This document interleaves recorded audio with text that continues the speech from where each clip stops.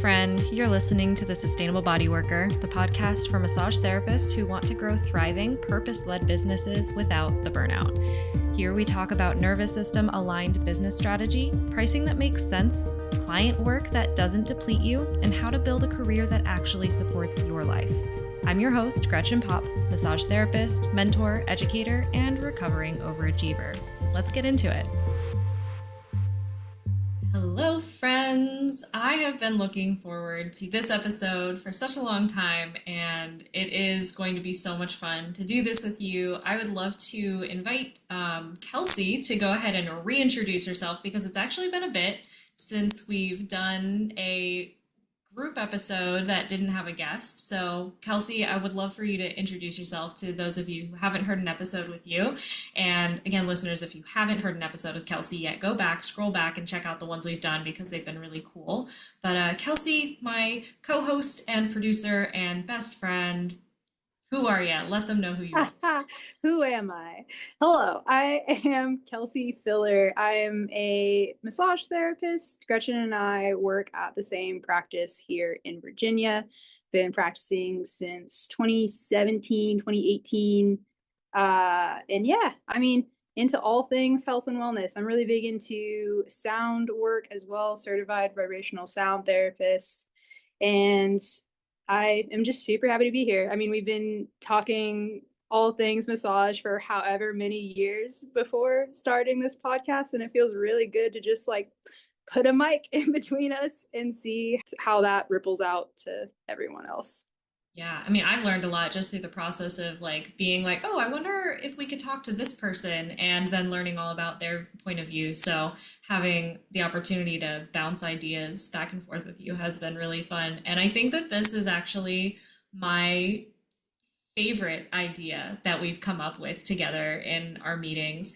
And I've been alluding to it for several episodes now, mentioning that we're doing a challenge, and I haven't really expressed exactly what it is, but Kelsy and I came up with this idea of doing a self-care sustainable bingo for the month of January. So those of you listening when this episode gets published, you've got a couple of days to prepare, and anyone who is joining us in mid-January or later, who the heck cares? Download the little bingo sheet and do it anyway, because this is intended to be a resource that you could do to kind of kickstart a new self-care practice or dabble in a bunch of different types and just explore without it becoming overwhelming, like a lot of New Year's resolutions end up being. We end up setting pretty lofty goals for ourselves, and it isn't sustainable. So I would love to inspire anyone who either does not have a New Year's resolution yet or is, frustrated with the typical New Year's resolution culture. Try this on for size. It's been a really fun idea, and I'd love, Kelsy, for you to share kind of your take on this and where this idea came from, because I think that this kind of stewed when we were bouncing ideas back and forth, but I'm pretty sure you were the one who was like, ooh, let's do this.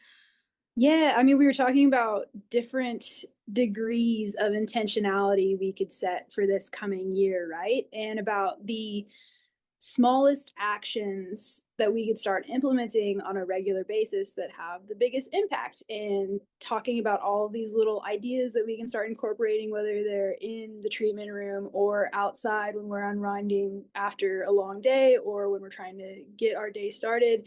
And we came up with this wonderful little list of all these habits that just are super low threshold, literally only take a couple of seconds, a lot of them, but it's such a good way to get present in your body, in your being. And I don't know, just try one out midday, even if it's a rough day, could be just what you need to kind of turn things around. And it's these, not just does it get you grounded in a moment to moment basis, but it's the 1% every day, right? It's the 1% actions every day that end up compounding into something so much more stable and ultimately sustainable. If any of these stick for people, they're welcome to try them as many times as possible, but at least just try a couple out. We get so stuck in this concept that like when starting a new habit, we have to like do the thing to either the fullest extent or to like a measurable extent that makes you feel productive about it. Yes. Whereas like taking one intentional breath is like, okay, but that's not going to do anything. Or like I can hear like the gym bros being like, "Oh, you're gonna come into the gym and do one push-up. That's not gonna do shit." Like I can hear that, and that's kind of maybe that's a voice in my head that's like kind of kept me from investing in myself because it's like, what change really is that going to do? But it is the micro habit that compounds, and I know there's previous episodes where I've gone into that. The more recent episode where I go a little deeper into my own burnout experiences, I share how what really helped me make the shift into a more regulated state or regulated place that keeps me at risk of experiencing a fibromyalgia flare or having a panic attack or just losing my damn mind is those little micro things that I fit into the day. And the way I was able to do that was by I started with just drinking a glass of water in the morning. And it was super easy to set up. I talk about this in that episode where it's like I had all this motivation the night before. We always do. Like Sunday night, we're like, tomorrow's Monday. I'm going to start my workout routine. I'm going to do this thing. And then Monday comes along and you're like, oh no, I don't want to do that. But something as simple as drinking a glass of water, which, guys, is on the bingo card. So it's super easy. My recommendation is the night before you realize you want to do that, put a cup of water by your bedside or by your toothbrush, wherever is like the first place you'll see it in the morning. And it's really easy to take it down and check that off your list. And then being able to do that over a consistent amount of time allowed me to build this awareness that I am capable of implementing something new. And once that implementation is there, that groundwork is laid. If you need to either increase the amount of water you're drinking, I went from, I think it was a 4 ounce cup of water to now I drink 16 ounces of lemon water every morning. If you need to increase the amount, if you need to increase the time, increase the reps, whatever it is, you've built the foundation to be able to sustainably do that. But if you go in like, I'm going to drink 16 ounces of water every single morning, that I even still struggle to like get that down before I'm like, I really want my coffee, but I have to earn it. So yeah, that's the biggest thing for me that has been leading to sustainable change. And we're going to talk a little bit more about each of the individual things that we've put on this list. This is by no means an exhaustive list, but we wanted to give people a really accessible, easy to just do in under 1 minute, kind of like no excuses type of format. But I want to kind of first, before we go into our personal stories around this, share why this is so important. We are facing higher and higher levels of burnout in this profession, and it's something that is, it's just really unfortunate to see. We don't last that long in this profession when we don't take good care of ourselves, and I find that really sad because the longer we're able to work in this profession, the more people we're able to help. And when we're coming from a place of nourishing ourselves first and being really, really grounded and cared for in that way, we can pass that on to our clients with the greatest ease. We can hold that space for our clients so much better. Maybe that means we're able to work on one more client a day just because our energy is higher. That means we can earn more money. That means that we can impact more people over an extended period of time. We can work for X amount of years longer and not feel depleted. And I think that the ripple effect of that will really make a huge difference. But it's not just for that. I also want to encourage you guys to explore what it's like to be a part of a community of people who are doing this together. And this is kind of a celebration of us relaunching the Sustainable Body Worker membership. We're doing things very differently. And in order to celebrate that, I'm kind of considering it like an entirely new system that's coming out because it's on a new software platform. It's really, really great. We're taking it completely off of Facebook, which means you'll actually get the notifications. You'll actually like get that sense of community and not get distracted by whatever happens to be on your feed that day. And I'm offering founders pricing through January while we're doing this challenge. And for those who are already members and who decide to join us during this time, members are going to be getting really awesome special support through this challenge. And it's going to be really special, a little bit of more of a personal accountability from me. It's going to be a lot more of a group vibe. But if you want to just join the challenge for free, it's super easy as well. And you're still going to get a lot out of it. So, regardless of what your intentions are with joining a community or just being a part of the social media side of this community, all you need to do is go to the show notes and find the link to download the bingo card.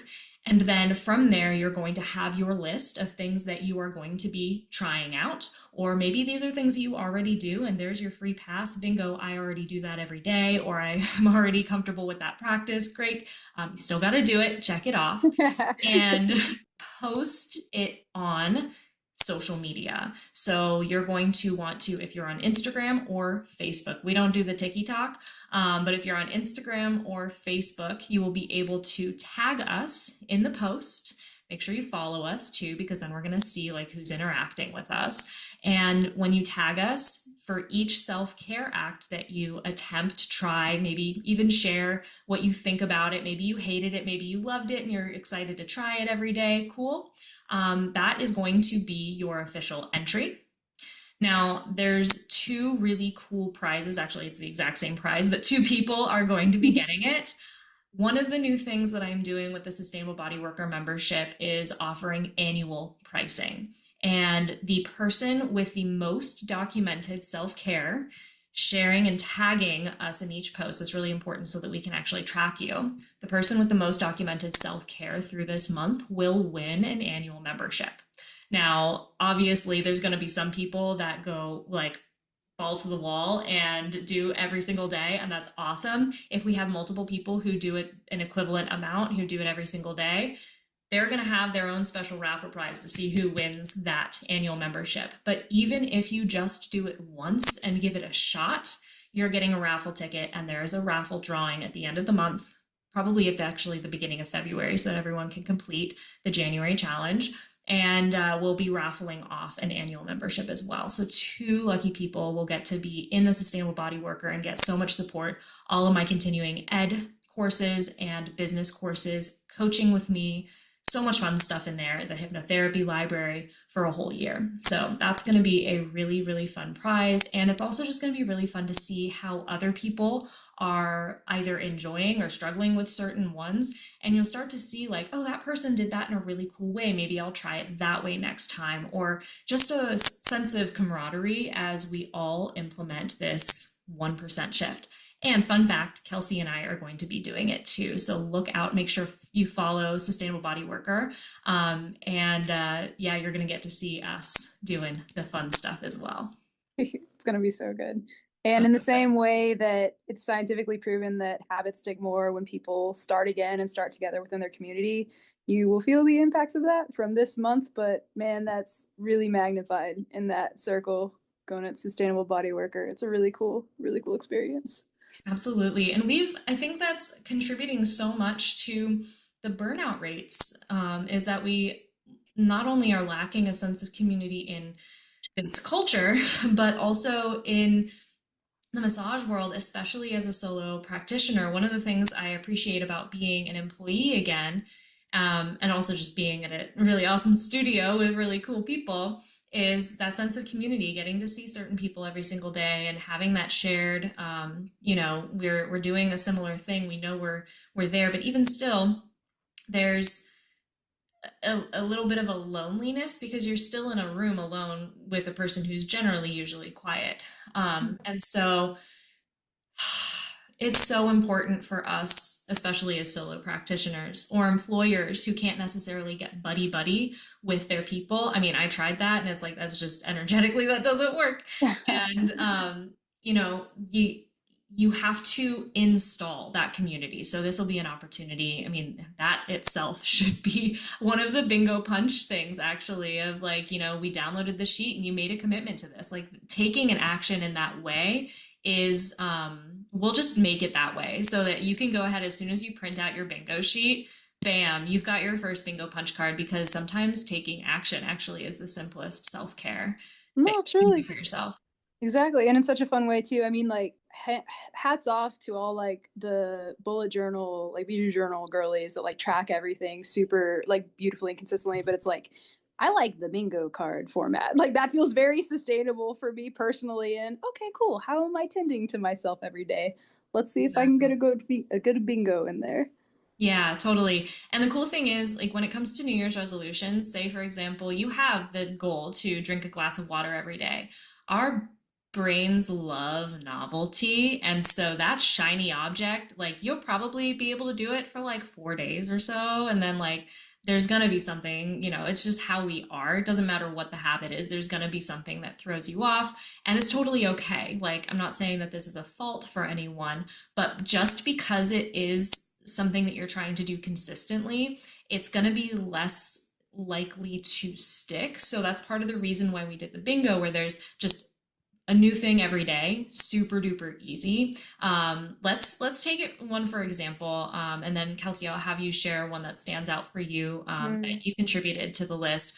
One of mine is the VU breath. I've spoke about this before in my first episode, speaking about my first experience with fibromyalgia, I think. Um, the VU breath, which is very simply just taking a big deep breath and then on the exhale going VU. It's kind of like an om. If om works better for you, you can do that as well. You can also hum with your lips closed. All of it is pretty much doing the same thing, and it is working with the vagus nerve, and it's helping you get into a more regulated state, switches you from that sympathetic stress response, which a lot of us are operating at, even if we generally feel good. Sometimes that, like, I've got a lot of energy and I'm going to go, go, go, and I feel like I'm going to rock the day. That actually might be a fight or flight response. Mm. And I was operating that way for a really long time. And I discovered the VU breath from another hypnotherapy practice. And it was so impactful for me when I was experiencing agoraphobia. I started having little micro panic attacks leaving the house because I was having a lot of stressful stuff going on with the contractor and I didn't feel safe leaving my house unattended, frankly. That's kind of the root cause of that. But Mm. I started doing the VU breath every time while driving down my driveway when I knew I was going to be having that response of anxiety leaving my house. And now it's actually kind of become like an echo. Every time I drive down the driveway, I hear myself doing a VU breath as though like it just happens inside my body now every single time. I don't even have to actually do the VU breath. I hear it Mm. and I get regulated driving down the driveway. So that's really cool. That one has been, and guys, it's like 10 seconds and you might sound like a weirdo, but you can also do it in the shower when you could be singing. You can do it in the car. You can do it. There's so many places that you can do it without anyone hearing you. What a cool variety of muscle memory too. Tuning into like what your diaphragm and all your vocal cords and everything. That's really amazing. Well, that's what's important about this too. Like anything that you do end up like having a impactful experience with, if you do it regularly, you're training your body. Oh, when I feel stressed, this is what I do. And it becomes automatic. You don't have to have that conscious thought about it anymore. So I was training my body when I go down the driveway, I do a VU breath. And so then it started happening in my subconscious mind before I was consciously physically doing it. And that's what this is all about. When, like, when I go, leave the, even just leaving the house for work, I make sure to check phone, wallet, keys. You do that enough times and it just becomes a knee jerk reaction. Yeah, the phone wallet keys, the little dance pat down. Yep. I know it well.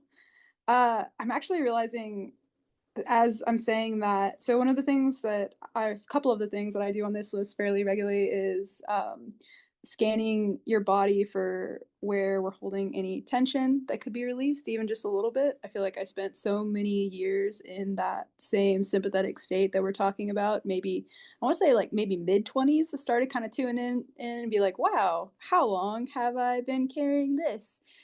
Just being able to, whether it's drop our shoulders a little bit, let them relax back on our rib cage, or loosening up our jaw, moving them around a little bit, or kind of clenching, unclenching hands, getting some good awareness, not just blood flow back. And that I'm realizing has kind of become a muscle memory over the years as well, because it used to be something that I literally had a timer on my watch, like on my smartwatch, for every like hour and a half, 2 hours or so, just like a little vibrate to kind of remind me to tune in and see where I was clenching and try to start releasing that a little bit. And now it's finally gotten to the point to where whether I'm walking around, or I mean, I've had it even in conversations with me and you, or like sessions with a client where it's like, oh hey, like I'm clenching that a little hard right now, and I can like hear it's like an internal, not voice, but this internal sensation where it's like, oh hey honey, you can let that go, it's all good. And it's like, oh yeah, cool, cool, cool. It's there are so many ways that our body can habitually support us in that way. It just takes, yeah, it takes setting that framework in the beginning. That's really cool. And it literally just takes a second to like, I think if I were looking at this list, and maybe this is where some people are going to go to, if I was looking at this list, I'd be like, oh, scan your body. That's going to take like, okay, I have to like get into this closed eyes, scan my body from head to toe. That's going to take some time. I don't have time for that. But when I Mm-hmm. heard you say that, like I literally was just kind of like, oh, check. Oh, my jaw. Oh, Yeah. and like literally within a fraction of a second, my body knew exactly like that's where I'm holding tension and let it go. So it can be as simple as just that awareness. So if you have that moment on a day and you do that, cool, awesome. You can check that bingo box. You don't have to make a whole like full 20-minute visualization scanning your body. These are all meant to be able to be done in literally 10 seconds or less. Yes. Yeah.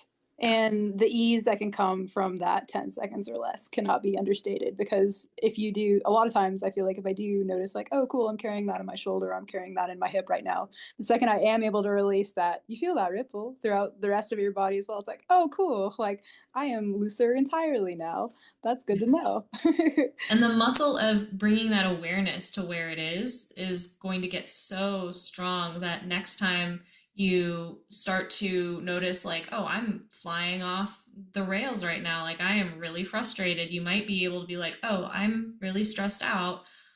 What, like, whatever micro habit, whether it's the VU breath or taking a deep breath or standing in a power pose or scanning your body, whatever has like really resonated with your nervous system and been really effective, you're going to be much more likely to draw on that tool instead of just being like, I'm really frustrated and I'm going to keep on railing and keep on going crazy, you know? Chill in that feedback loop for a little bit. Exactly. Yeah. Yeah. I, that actually is a pretty good segue into one of the next micro habits on the list, which is just being able to sit down, tune in to what you can receive in that moment too, whether it is a sensation in your body, like the sensation that's given to you as you are able to lean into that VU breath or shake off whatever tension you've been holding in your shoulders for a while, just like sitting and thinking like, what can I receive sensationally right now, whether that's just some warm sunlight on your skin, or if you're wearing clothes that have like a really nice texture going. We are in fall right now. It is all the good, like woolly, cashmere, nice, warm textures. Love that. What can, once you've created that space in your awareness and in your body, it's like, what can I really receive right now from this moment that just feels really good? Yeah. Yeah. Again, so simple. So simple that we often overlook it. Like it's, and I can see so many, like my brain really does go to like, oh, that can't possibly do anything. Like, Mm. I think also too, at some point, I don't, I'm not going to make any assumptions for where any of our listeners are at, but I was at a point once where I was barely keeping my head above water. And so if someone were to tell me, like, have you tried just shaking your hands out for 5 seconds? I would punch them in the Yes. face. Yes. Truly, yes. And so I kind of want to speak to um, honoring that, Yes. and just coming from a place of like, I have absolutely been there.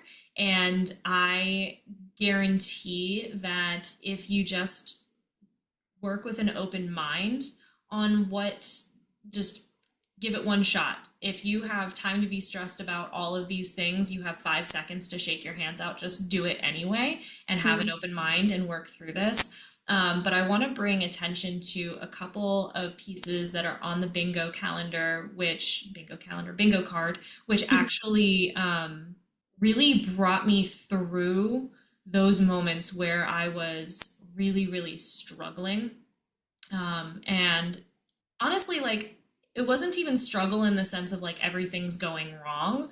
It was struggling in the sense of I have my clinic to run, I had the course launches to work on, I was raising a daughter with a chronic illness and getting that diagnosed and treated. We were moving, we were buying a house, we were selling a business. There were all of these things that were going on. Employees either being interesting or hiring new employees, and just like there were so many pots on the stove that I there were many times that I wanted to give up. And the two things that are on this list that are part of my ritual that really got me through was part of the journaling practice that I had. I added on to my drinking a glass of water. I was able to add on a quick meditation practice. I have the Down Dog app, which comes with yoga and Pilates and all that stuff, but also it has a meditation app, which I really like because you can set it for any amount of time. You can have music or not. You can have a person verbally guide you through, or like a little or a lot. And it's just really great to be like 10 minutes here, and the person just constantly redirects you back to your breath, which is fantastic. I was able to get in a quick meditation, but then I sat in journaling. And I think a lot of times people think that journaling is like, oh, just letting it out, letting it flow. Free writing very rarely works well for me. I'm still working on that. But I was working with a very rigorous, strict, disciplined practice of writing down very specific things every single morning. And sometimes I was literally writing the same exact things over and over and over again. And two of them that are proven through there's been studies and things. I wish I could cite them now, but I know that these were ones that were drawn from the coaching programs that I learned them from, that are like, these are guaranteed to shift your brain focus and your brain chemistry around how you are going to move throughout the day. And it worked for me. So looking at naming three things you're looking forward to today, and writing down three things you're grateful for. There's so much research on gratitude, and I like putting these together because it's not just something that you're grateful for, but if you are looking forward to something, it makes other things not so hard. So, for example, during the times when I was really having a tough time growing my business and working through all of those changes, I could look forward to maybe how I would feel after a workout. Or even like if I was going to have a challenging conversation and I was not looking forward to that, I could look forward to coming home after that and being able to watch a favorite TV show, right? Looking at something to kind of offset, like, yes, I have these things going on, but I am looking forward to X, Y, and Z. There might be certain clients that I'm really looking forward to checking in on, or there might be a certain meal in the fridge that I'm really excited to eat. Like, it can be as simple as like, I got a candy bar and I think I might treat myself to that because I'm going to have a hard day, right? Like, you can get like that. Just have something to look forward to, because what this comes down to is we are rewiring what our brain is taught to focus on. Our subconscious mind has no understanding for what is good or bad. And when it comes to our thought patterns and where we are constantly thinking, if we focus on the like, oh gosh, I'm so stressed about this, I have to make sure to get out of the house by this time because the traffic is going to be bad, and da da da da, all of these things, yes, that helps us survive. But there's a lot of good things along the way that we won't notice. So we can still make sure to get out of the house at the right time, but we're also going to be looking forward to something cool and training our brains to shift more toward a positive thing. And it makes such a big difference. I mean, David Goggins talks about it in his book, Can't Hurt Me, the cookie jar concept, where you keep things positively in front of you on a regular basis, review your good Google reviews and things like that on a regular basis, just to make sure you're putting that positive information in front of you on a regular basis.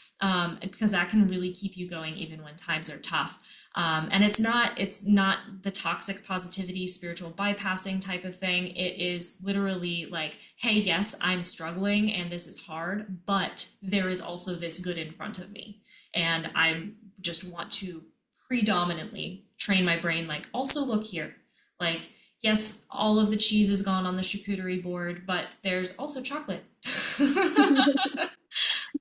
I think that really speaks to I think what we've been trying to convey in the power of these little habits as well, because yes, we've all had moments where we are going through it and someone's like, have you tried meditating Mhm. or have you tried being mindful? And it's like, dude, shut up. Like, I'm actively trying to figure this out. But it is exactly what you're talking about, making the mental shift of like, yes, I am going through it. Yes, I am working very hard. And yes, it's taking a lot out of me, but I still deserve to feel really good in these little moments. Like, I still deserve to have those moments of just warmth, for lack of a better word, from these experiences. It's having our plates that full, that heavy, that wobbly, that really means we need to be very good to ourselves and enjoying all of the little moments like this.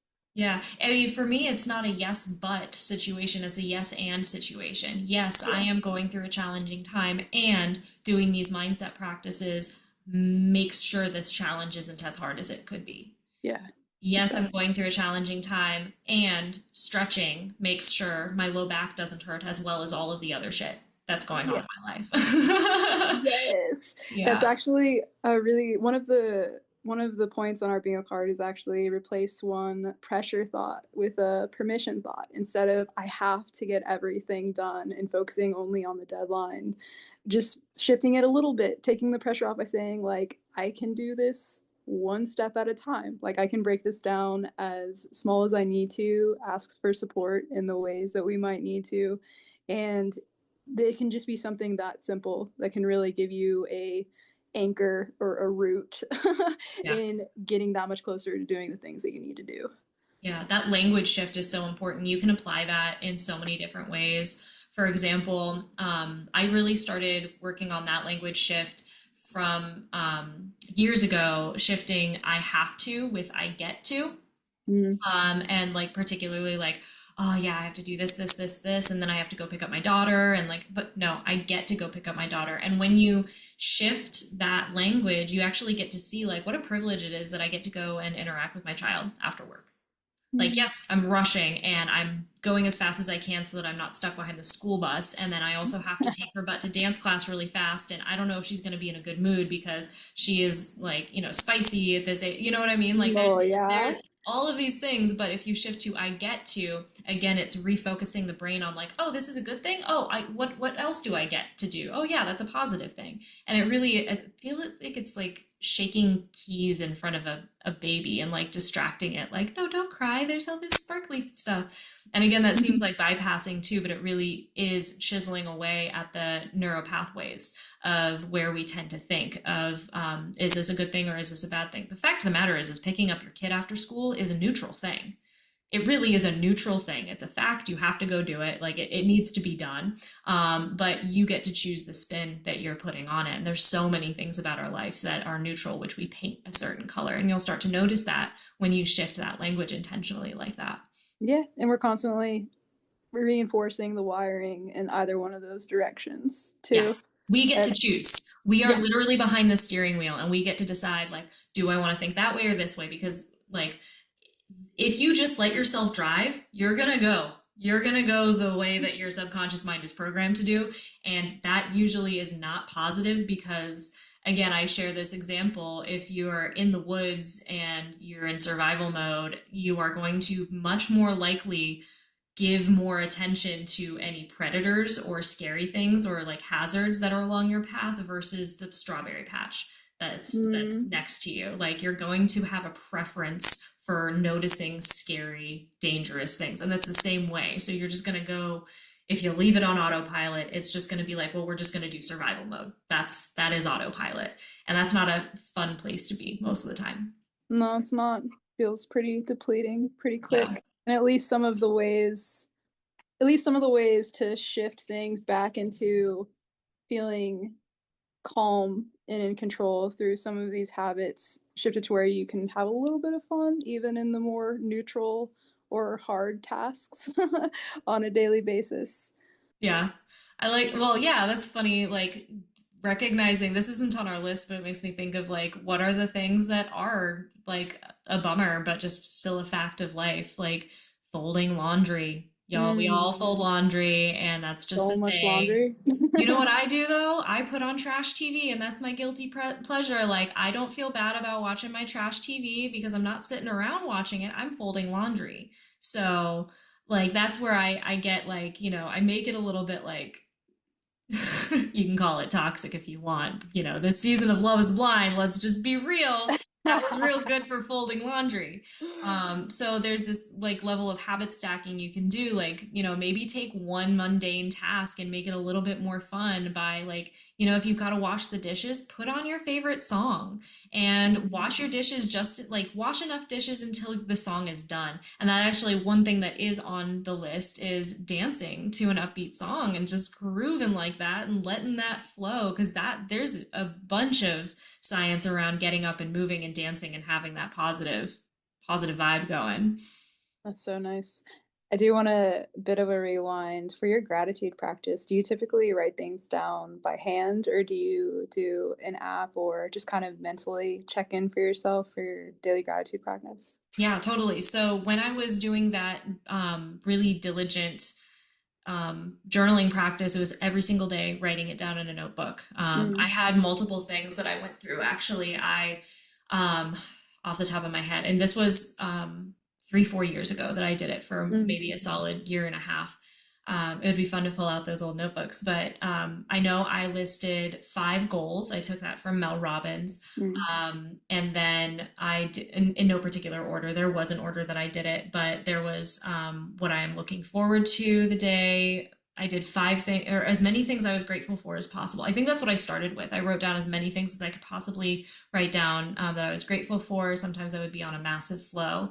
I would also write down what my purpose is, like what my mission, basically like my personal ethos statement, my mission, vision, and values, and then all the ways that I can show up for in that way. So like if my mission that day was to be like the best leader I could be, well, maybe I had a team meeting, so I would be able to show up in that way by being prepared for my team meeting. I would maybe pull aside an employee and tell them something that I was really grateful for, like do something like what are the ways today that I can show up as a good leader, and I would list all those things out, and that basically gave me a to-do list of like, oh, these are the things I can do to support my personal mission. I really liked that too, because when I was big into working on my leadership skills and growing the company in that way, that really made a huge impact for me, because that was a struggle for me. That was really hard. It's a really good way to, I'm realizing, I mean, it's often said that like the why is almost more important than the how in a lot of ways because the why drives the how in so many Exactly. cases. And so if you set gratitude as a regular part of your practice to then influence that why, that just that's a beautiful process. Absolutely. Yeah. And that was pulled from many different, maybe I'll just do actually a solo episode on that in the future of, Mm, looking, I'll pull out those old notebooks because I have them. I've got a big stack of notebooks. I've journaled so much. And I could pull out and look at what the actual standard list was, and I could go through because that really did help me through a mm, lot. That's actually a fun idea. I think I'll do that. And when it comes to like writing things down too, like it's so important. So now, actually, so how that's evolved, I'll finish answering your question. How that has evolved is I don't write down gratitudes anymore. I actually have more of a free flowing journaling practice. I'm trying journal speak. That is a totally different thing. And of course, I cannot remember her name, but she took over Dr. Sarno's work with TMS, and that's a whole other conversation about chronic pain and things like that. mm. And we'll tag her and all of that once I remember her name. The Cure for Chronic Pain is her podcast. So I'm doing that now. But my current gratitude practice is I'm trying my best to express gratitude verbally for like showing appreciation in people more regularly and just like doing that in a more active sense rather than keeping it in my journal. And so that's kind of how I've shifted in that regard. Um, but yeah, there's a lot to actually writing it down and putting it in front of you. And that brings me to one on the bingo card that has made a big, big impact on me in a different way than it's written, though. So I'll share a little bit. One of the tasks is placing a sticky note somewhere with one kind sentence to yourself. You can do this with affirmations to remind yourself of affirmations. I also, the things that I like to program in my subconscious, I like to put those as my wallpaper on my phone. So that's one thing to do. It's also fun to go on Canva and make a pretty wallpaper for yourself and then have that as the thing that you really want to program. But sticky notes all over your house make a big impact as well. But one thing that I do with sticky notes that I think loops back to what you were saying before, Kelsey, about having like the why, the mission, is something that I teach in the bigger impact program of creating an index card or a post-it note somewhere that you see first thing in the morning, you see it every single day, and putting your ikigai on that. Are you familiar with ikigai, Kelsey? Yeah. Yes. So it's the concept of basically it's English does not describe ikigai in the way that it needs to, but very simply, it's a bigger purpose. It's the impact that you have on the world in a much more purposeful sense. It's the reason you're here. It's the reason you wake up and get out of bed in the morning. And so once you figure out your ikigai, and that's inside the Bigger Impact program, which is inside the membership, it's a really great program to basically help you create high level programs for your clients. But hey, fun fact, there's no point in becoming a specialist and developing these high level client programs if you don't know your whole reason for doing it, right? So we start with really figuring out and getting deep in your own personal ikigai so that you can create an incredible program for your clients through that lens, and that makes it so much more impactful. And so, if you know what your mission is, maybe you've done your mission, vision, and values statement. This is why corporate businesses have their mission, vision, and values plastered everywhere and make you memorize it. It's because it helps you operate from that lens. It's so important to program that compass. And when it is in front of you, it's the first thing you see in the morning. It's the first thing that you might read to yourself in the morning. Programs the whole day to be focused on that.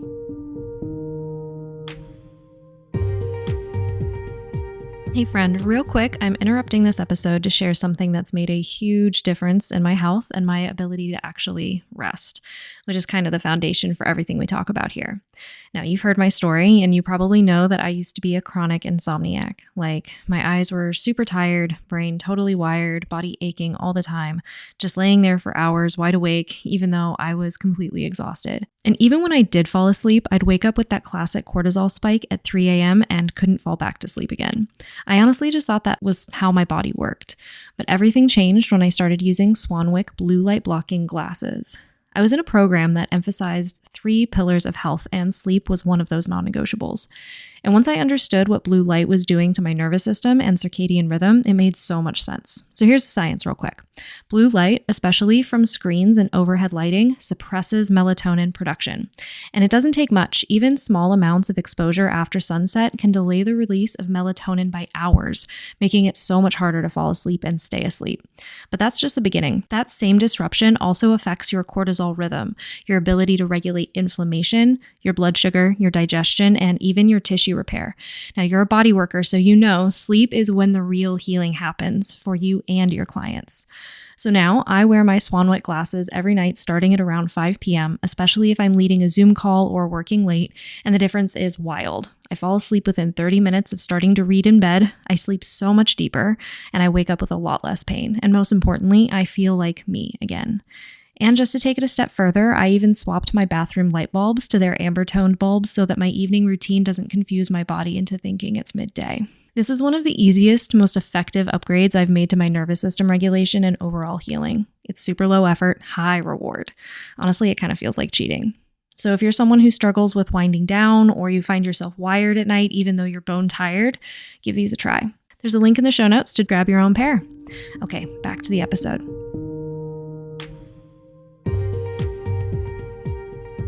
I think that gratitude practice segues really well in to training yourself to find gratitude even in the little moments rather than looking for external things. Like something that we're looking forward to is great, or something that we're grateful from that's already happened is wonderful too. But being able to look around you and find something that's just really beautiful or really resonant and finding gratitude in that. Like I'm looking at the resurrection of my chocolate mint plant, I've been looking at that the entire time we've been recording this episode. It's these beautiful three little leaves that have sprouted back up from the dirt after the rest of it just took the first cold night a little too hard, you know?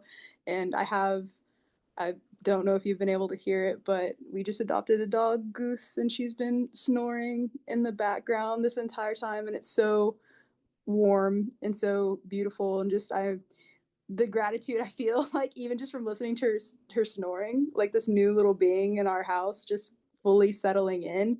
I feel like that if I really lean into the gratitude of that is enough to like make me start welling up, if I'm being honest. But it can be something so simple that we can be so grateful for a lot of the Yeah, time. that's why on the list too, we have that like look for one beautiful thing today. That could be like, it's not just about like noticing. It's the act of actually looking for, Mm. because again, it's about training your brain.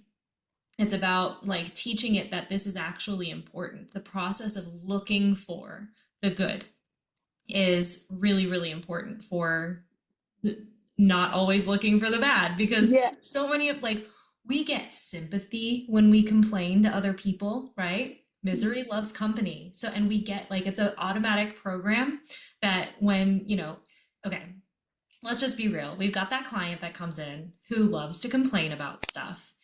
And the fact of the matter is they're usually not the ones who really want to hear your story about how you resonate with what's going on. But the moment that they start going on and on and on, they're getting sympathy from you. They're getting nurtured from you.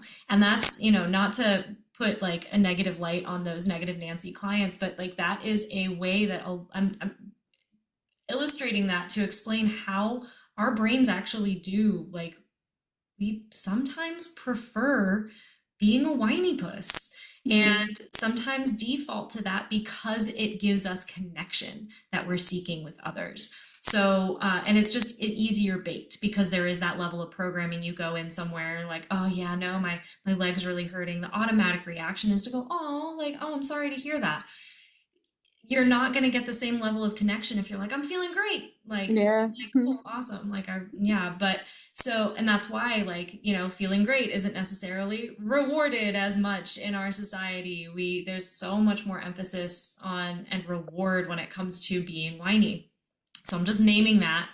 And when we can, I heard this, I wish I remember where I heard this. It was probably on a podcast, but, or I think it was like a way that a husband and wife were working on developing a deeper connection with each other. And they decided that every single day when they're at work, they were going to send each other a picture, or they're going to touch base later on in the day and name what the best part of their day was. And because they had that set, that was the expectation, by the end of the day, they were going to, when they reconnect, they were going to share what the best part of their day was. They were then starting their day and operating through their day looking like, oh, is this the best part of my day?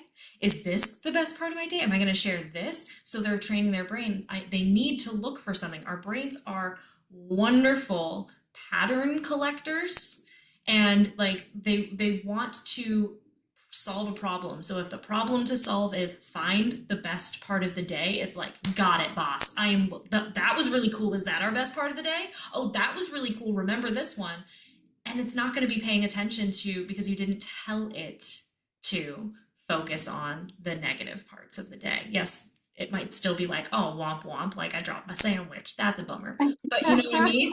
So, like, if you set the intention of like, look for one beautiful thing today, add a layer to it, like take a picture. If it's worthy of taking a picture, send it to a friend and tell them about it, because then you're going to, like, if that's the one you pick in the morning, like, okay, the beautiful thing, I'm going to send that to a friend in the morning. You're going to be spending the whole day looking for like, what's that beautiful thing I get to send to my friend? And that's cool. I love that. That makes me think of one of the things on this list too, which is like reaching out to someone as a "I'm thinking of you" text and trying to do that. I've done challenges in the past where you try to do that every day for a week or two. And it's cool because in that same filtering kind of way, you find yourself reflecting on all of these people that you care about from all these different experiences, and you're going through all those memories and you're like, oh, okay, like who do I get to reach out today? Or like what memory do I want to recall? Or yeah, what picture do I want to send them? And it's a really cool way to kind of I take stock, for lack of a better word, of like your cool little community that you've built up to this point. Yeah. And not to mention, like, it increases your connection with that person. Yeah, yeah. This could be someone that maybe you haven't spoken to in months and you're like, oh man, like, because through the process, if you have to do that for a whole week, like, that, some of us don't necessarily have a circle that extends to 7 people that are like, Mhm. that's really close, that it makes sense for you to send a text like that to. So you have to start thinking outside of the box and then realize, like, oh wow, that person actually means a lot to me and I haven't reached out to them in a while. That increases that circle of connection and it could actually create some really cool magic. I love Yeah, that. I'm thinking too, that could even extend out to people like we don't even necessarily know. Like if that's like if there's someone who you really admire their blogging or you really admire their YouTube channel or you really admire their podcast or anything like that. If there's someone in your life that feel like their presence or their things that they put out in the world has made a positive impact on you, then it's like I'm sure that they appreciate just as much someone reaching out being like, "Hey, Oh yeah. I I was really going through it, and then your episode or your lecture or your post, like, really helped." I mean, just like, ah, it always feels good to know that we're having a positive impact on someone, even if it's just in a little moment like that. Yeah, well, and that makes me really think about those of us in the Sustainable Body Worker membership. There have been some people who have been stepping up, like really putting themselves out there on social media, sharing their courses once they've created their courses, or putting like a in-person course together for the very first time, or so many different things. And they've been sharing very vulnerably on the Mm. community. And if you've seen someone like doing the thing, like celebrate them, celebrate your fellow sustainable body worker or another body worker on Instagram whom you admire. I guarantee you, it's so funny. I remember when I did the episode with Jessica Curtis and like she and I were fangirling on each other, and it's just hilarious to be like, really, you think I do good? Like, it's so funny. So just share the love, because you never know like how much it's going to be appreciated. And especially for those of us inside this community who are like putting together the courses and really getting vulnerable online, that's it. It helps so much. And again, I really want to help see more and more practitioners make a positive impact on their community. And a lot of that comes from the massage community, right? I want to see us making an impact on this community, because then that ripples out to how well we're able to impact the client community, and beyond that, how we impact our clients' families, because our clients are happier, and it just keeps on going and going from there. Oh, so good. I'm so excited too. This is a little bit of a tangent, but it's something that we've spoken to, I believe, at least once or twice on episodes in the past about how thinking about how much knowledge has been lost within the massage therapy modality because there are so many practitioners who will only be in it for a couple of years. I think Yeah. the biggest average is like two to 3 years right out of school, right? And there's only a handful that really end up sticking around for the long haul, and how much information has been lost from the field because people didn't have the tools that they needed to make things sustainable for them, or to be able to spread that knowledge through classes. Like we're part of the first little patch of practitioners who have the ability to go and share everything that we're learning online, whether it's Yeah. through a course or through a YouTube channel or through podcasts like this. Like we're the first wave of therapists that are able to share everything to such an extent. And I can only imagine how that's going to amplify the field as a whole now that we're not having to constantly lose such a wealth of knowledge every time a practitioner that's been practicing for 5, 10 plus years decides to step back without sharing what it is they've learned over the years. And that alone, I don't know if anybody like listening ever finds themselves kind of like doubting, like, oh, is what I'm doing on a daily basis really making an impact, whether it's what you're sharing with your clients or in what you're sharing with your community if you are an educator. Like, do not doubt that for a moment. Like, you are creating big ripples by putting any sparks of your practice out there for people to witness and to experience themselves. And that's going to do such cool things for the practice as a whole. Yeah, it's such a valid point. I mean, I think about the level of practitioner that my school had as teachers. Mm. And if we had more people who were staying, I mean, massage schools are shutting down all over the place. There's so many different reasons because of that. There's so many reasons for that, but I can only imagine that especially witnessing the final years of the school I went to, the quality of instructor was getting less and less. And I noticed in other massage schools where I either taught at or went and took classes at, some of the teachers were fresh out of massage school because those are the ones that they were able to hire. There weren't people in their 10th, 15th, 20th year of practice to come back and teach. And I think that there is a level of loss in that regard. And I know that a lot of states, or several states at least, have a mentorship program as well.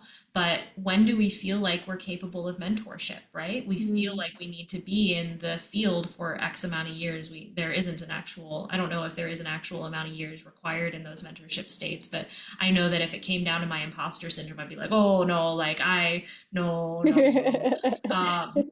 And so like yeah, if we can get that average up and make it so, I mean, if you're out of massage school and out 2 to 3 years in, you realize it's not for you, that's one thing. Of But if course. it's 2 to 3 years in and it's simply that your body hurts and it's not sustainable for you, because even if you are able to work close to full-time hours, it's still not earning you enough money, Mhm. and it's, you know, compromising your ability to spend time with your family and all of that. I get that. It can be like the profitable hours are holidays and weekends and evenings, and that's if you got kids, that don't work so good. So I get it. And if we have the ability to not just extend our career because we're taking better self care, like good care of ourselves, and our body is more physically capable of actually massaging, but also developing online sources of revenue and being able to pad ourselves in that way. That's why I'm so passionate about helping practitioners do things differently to expand that. Because I mean, I work hands on 2 days a week, and that's enough for me. That like I don't have enough time for all my other creative pursuits if I'm hands on more than that. But it I know that it's a privilege to be in this place, and it took me a lot to get to this place and figure out like, okay, how many days a week can I work hands on, and what types of online sources of revenue do I need to pad that? What else do I need to be doing in terms of X, Y, and Z in order to make that sustainable? And what it comes down to, the reason I was able to get to this place is because I had that diligent journaling practice. I reoriented myself and reprogrammed my brain. I drank my water. I did my self care practices. And it does not have to be any specific formula. I went over this in the last burnout episode. It doesn't have to be a specific formula. We're giving all of these little tiny things that you can do over the course of the month just to see which one sticks, which one resonates with you the most. There's going to be seasons in life where one thing versus another is going to be like, this is actually a thing that we need to do at this time in our life to make a shift. And Kelsey, I noticed you highlighted one that actually fits very well here: setting a tiny boundary. So speak to that, because I think that like that this is a seasonal one. I think sometimes that we're like, one of the self-care things that we need to do for ourselves is actually kind of something we may have been procrastinating. So I'm curious what made the highlight happen just now. I yeah, I feel like gratitude and boundaries are probably some of my biggest teachers right now. I'm going through, as you know, I don't know if I've mentioned it on the podcast before, honestly, but been a pretty big life change these last couple months. Got out of a 10-year relationship. Of course, there's a slew of life changes from the daily to the grand scale that come along with that. And I've learned that gratitude works very intimately with grief. And I've learned that little boundaries are a necessary component in staying anchored throughout that process. Like the boundaries for me personally have been just trying to set little boundaries to make sure I'm still keeping my own cup full enough, like with navigating everything emotionally. But it's like, cool, I have a full schedule, like 4 sessions a day, at least 5 days a week kind of thing. And it's like, what are the boundaries that mm, maybe were a little more pliable before when I had the energy to work with people where they were at that day? And where do I now have to say, no. These are, whether it's like, this is my schedule, or this is the pricing, or, uh, I mean, don't get me wrong, I love being led to new rabbit holes or new techniques to learn to help new people, but it's like, no, I'm not going to take a full weekend course on this modality just upon your request when I do not have the time for that right now. Like, definitely I can like try to do what I can and like learning a bit to still be able to support them. But yeah, just a lot, as so many things are coming to mind really, but boundaries have never been my strong suit, and I'm finding them to be a very, very necessary component as I go into this new chapter of life. Yeah. Well, you said something that I think that a lot of people can resonate with is that no. But we Yeah. can feel that no inside of us, but the act of actually saying no Mm. to someone is really hard. So there's a language shift here that makes it really helpful, and there's some language suggestions that we'll add on to the bingo card. But instead of saying no, I'll get back to you in a bit, or Mm. let me check my schedule, or let me think on that. One person who I witnessed implementing this kind of halfway to no thing to give yourself space, sometimes just separating yourself from that initial request allows it easier to say no Mm. when you want to say no, but the knee jerk response is like, oh yeah, totally, I can help you. Learning instead to be like, I'm going to have to think on that. Let me get back to you on that is a really great way to create that space so that you can be like, no, actually, like this Friday, I really wanted to have as my self care night, and I do not want to step in for this client. They usually no show, and da da da da da da. It gives you that space to realize, like, do I really want to do this? No, I actually don't. And then you can text them back, like, oh, you know what? I realize I have a conflict at that time. No, this isn't going to work out. Let's plan on XYZ date. Do any of these times work for you, or whatever, whatever that boundary is. It gives you that space. My good friend Danny, she started doing that. I started noticing in her texts, and she and I coordinated and developed Kapasana together. So we do a lot of work together in terms of like, hey, can you get this done? Can you work on this? Will you do this? And witnessing her being able to say, I'm going to have to think on that. Let me get back to you on that. Instead of giving me a direct answer, it's so inspiring to be like, oh, okay, that is okay. Like, I'm receiving that totally fine.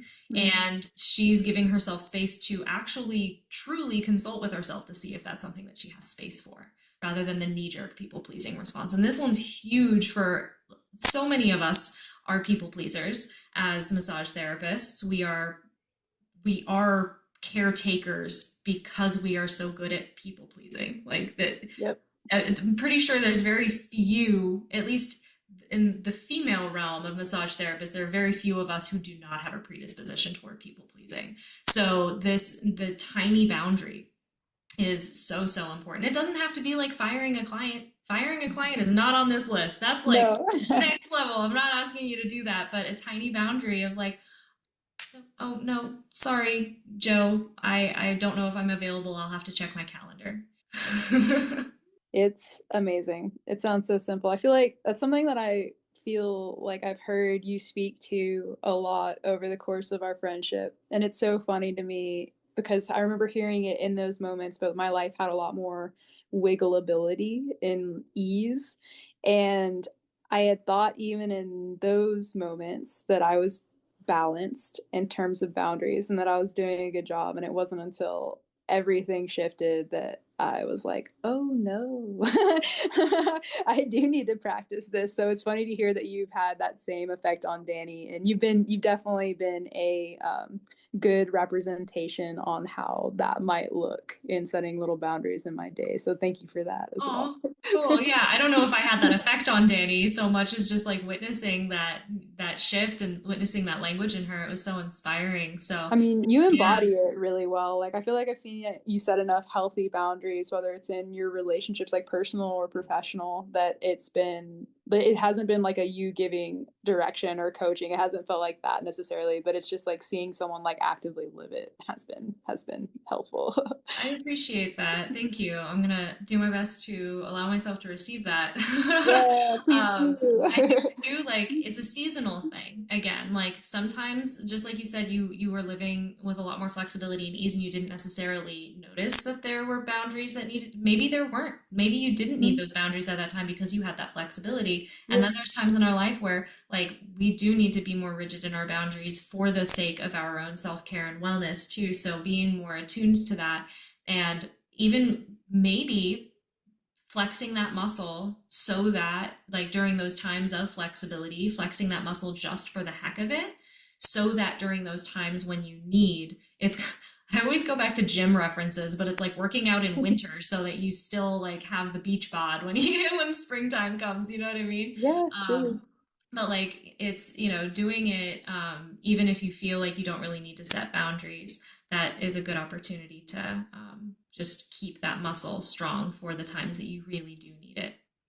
I completely agree. And I'm very much looking forward to working out that muscle more as time goes on. Yeah. Feel like that's a really good segue into some of these little habits that are a bit more directly supportive to people during their workday, to practitioners during their workday, in that a little boundary that can be set as a little end cap after each session, just washing your hands after a session. And as you mentioned in previous episodes, really visualize that water cleansing and replenishing your vital life force. You've set that boundary, like the everything is separate from that point onwards, or kind of reconnecting to yourself before you go in for your next session by taking a couple deep breaths, a good pause outside the door, or shaking out your hands, getting some good blood flow back.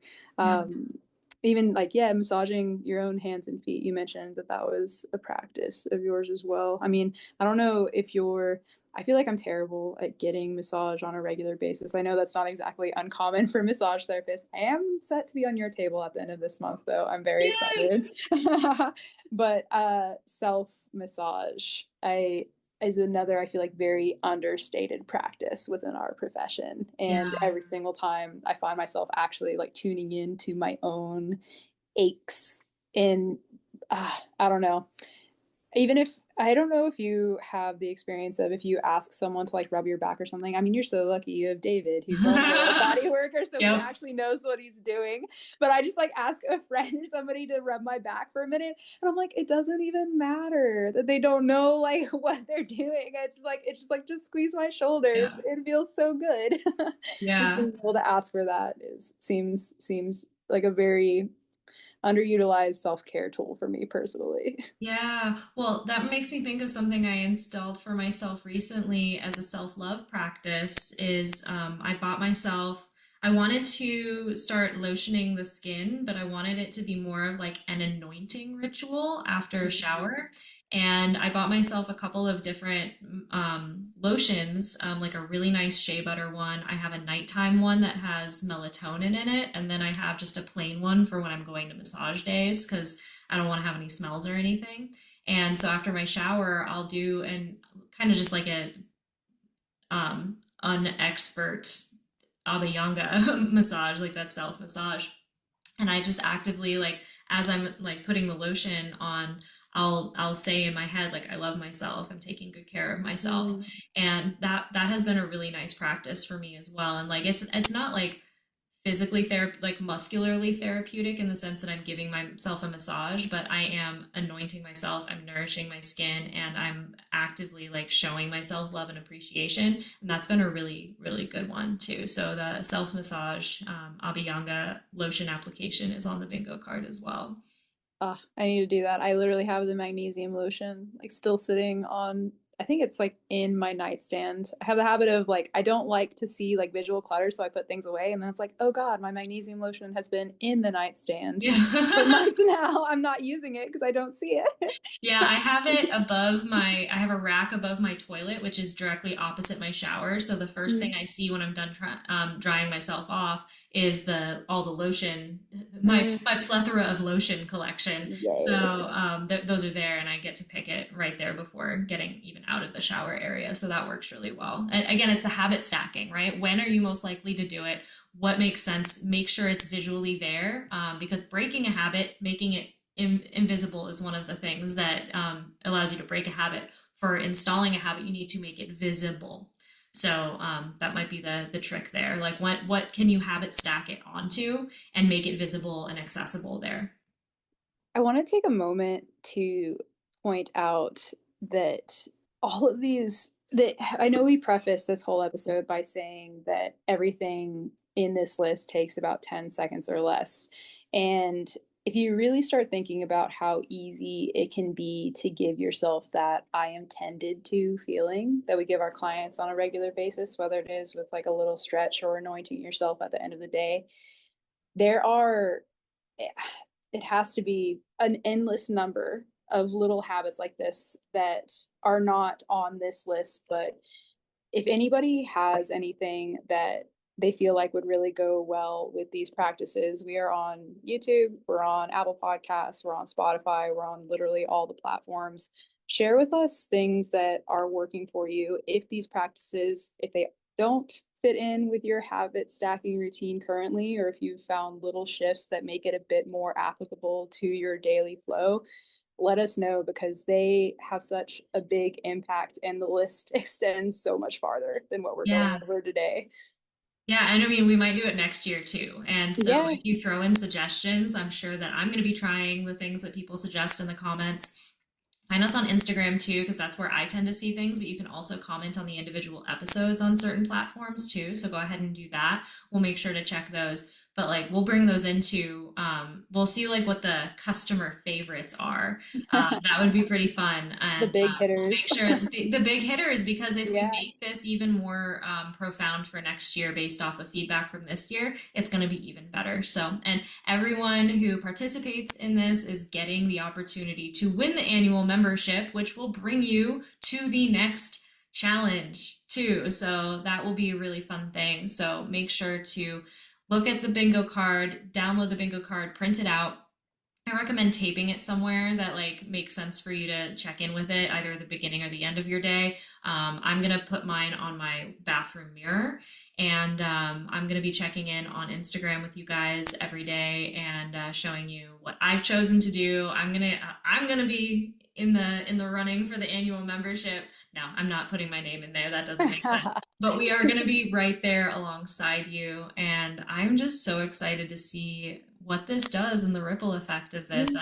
I'm also just really excited, Kelsey, for you and I to just be like buddies in this. And I really want to encourage everyone to find a buddy in it too. Like Kelsey and I are going to be on top of each other about this, like making sure like, hey, did you do your thing? Yes. Did you post it? Cool. Awesome. Because like we want to make sure that not only are we showing up for you guys, but we want to show up for each other. So find a buddy, share this episode with someone that you want to do this with. They do not have to be a massage therapist. They can be a wellness practitioner of any kind or even just a normal human. But we do appeal more to the massage therapist, wellness practitioners, as for the sake of the podcast intention. But we just want to see this ripple effect transform your January and hopefully the rest of 2026. And to get a cool little visual of that community as well. I mean, even if people are only able to do a couple of things in this challenge, really share your sticky note self-love screenshot quotes. It can be as specific or as general as you'd like it to be, but it would be wonderful to see a collage of all the self-love our community has to give and seeing that represented as a bigger whole. It would be really wonderful to go into February seeing what that community looks like, what that love looks like. I would love that. Absolutely. Yeah. Oh my gosh. Thank you for suggesting that. That's amazing. Yay! Well, thank you everyone for joining us for this episode. I cannot wait to see that you have shared on Instagram, Facebook, wherever you want to connect with us, that you have started the bingo challenge. The link to download the bingo card is in the show notes. It's also on our Instagram, link in bio. So please join us. It's going to be so much fun. And we will see you again soon on Instagram. Also, we are taking the month of January off of podcast episodes. So in case you're wondering next week, like, where the heck are these people? We are showing up on social media for you, doing this challenge with you. We are also inside the membership, giving daily extra VIP stuff to the members. So you could also just go ahead and join us in there in the membership. Heads up, in case you're wondering, like, but I'm hoping I can win the annual membership with this challenge. What happens if I buy the annual membership and then I win it? We'll refund you. Easy as that. So yeah, don't worry about that. Go ahead and get in if you want that extra VIP treatment throughout the month of January. We will see you for our next podcast episode in the beginning of February. We have some incredible guests coming our way. We've got awesome topics that we've got lined up. Super awesome things for 2026. And until then, I look forward to seeing you guys on social and doing this challenge with you. So much love to you guys. Bye. Thanks for listening to The Sustainable Body Worker. If something resonated for you today, grab your free breakthrough session, which includes a custom hypnotherapy track to help you unlock the next level. Grab it now with the link in the show notes. And to hear more, hit subscribe. We'll see you next time.